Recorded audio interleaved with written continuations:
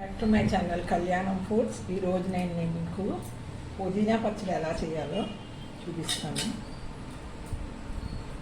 ఈ పుదీనా అంతా ఇందులో వేసుకొని గ్రైండ్ చేసుకోవాలి. పచ్చిమిరపకాయలు, ఒక ఉల్లిపాయ,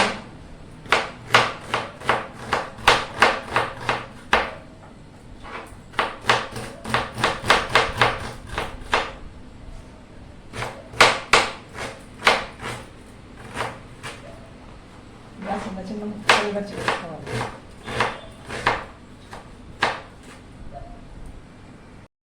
చింతపండుని శుభ్రంగా కడిగేసుకొని అప్పుడు మనం జ్యూస్ తీసుకోవాలి. జ్యూస్ తీసుకున్నాను. ఇది మనం పుదీనా పచ్చడిలో వేసేటప్పుడు వడకెట్టాలి. నేను గ్రైండ్ చేసుకొని వస్తాను. చిన్న అల్లం ముక్క వేసుకోవాలి. ఇందులో నేను 2 స్పూన్లు వేరుశనగ నూనె వేసుకుంటున్నాను. వేసుకొని ఇందులో జీలకర్ర, ఆవాలు, మినప్పప్పు, శనగపప్పు వేసుకొని ఫ్రై చేసుకుంటాం.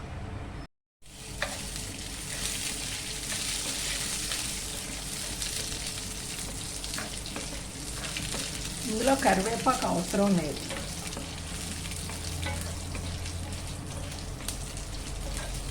ఇలా ఫ్రై చేసుకున్నాక కట్ చేసిన ఉల్లిపాయలు ఉన్నాయి కదా, అవి వేసుకొని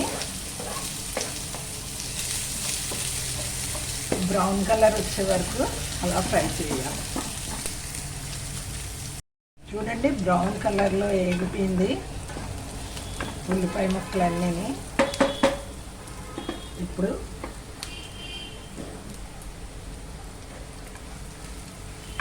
ఈ గ్రైండ్ చేసుకున్న పుదీనాని ఇందులో వేసేసుకున్నాను.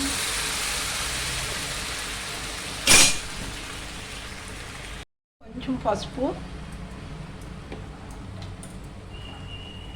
అంత ఉప్పు, పచ్చికారం వేసుకోవాలి. కొంచెం బెల్లం, నిమ్మకాయ అంత బెల్లం వేసుకోవాలి. బెల్లం వేసుకుంటే దాని రుచి చాలా బాగుంటుంది. చింతపండుని ఇలా ఫిల్టర్ చేసుకొని వేసుకోవాలి.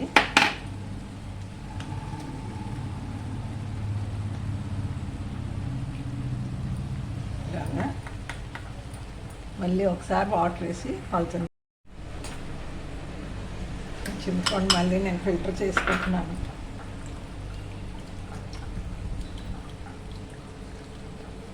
మీకు ఇంకా బెల్లం ఎక్కువ కావాలంటే ఎక్కువ కూడా వేసుకోవచ్చు, బాగుంటుంది. నాకు తీపి తక్కువగా అనిపించింది, అందుకనే కొంచెం బెల్లం కొంచెం వేసుకున్నాను. స్పైసీగా కావాలంటే ఇంకొంచెం కారం వేసుకోవచ్చు, బాగుంటుంది. అప్పుడు తీయగా పుల్ల పుల్లగా కారం కారంగా చాలా బాగుంటుంది. రెడీ అయిపోయింది. ఇది నేను ఒక బౌల్లోకి తీసుకుంటాను. ఈ పచ్చడిని ఈ బౌల్లోకి తీసుకుంటున్నాను.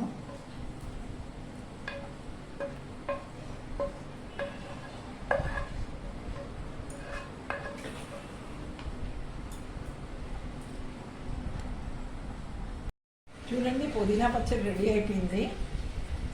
మీరు కూడా తప్పకుండా చేయండి. తీయగా పుల్ల పుల్లగా కారం కారంగా అన్నంలో కలుపుకొని తింటే చాలా బాగుంటుంది. ఈ వీడియో కనుక మీకు నచ్చినట్టయితే లైక్ చేయండి, షేర్ చేయండి, సబ్స్క్రైబ్ చేయండి. ఐకాన్ బటన్ నొక్కడం మర్చిపోవద్దు. నమస్తే.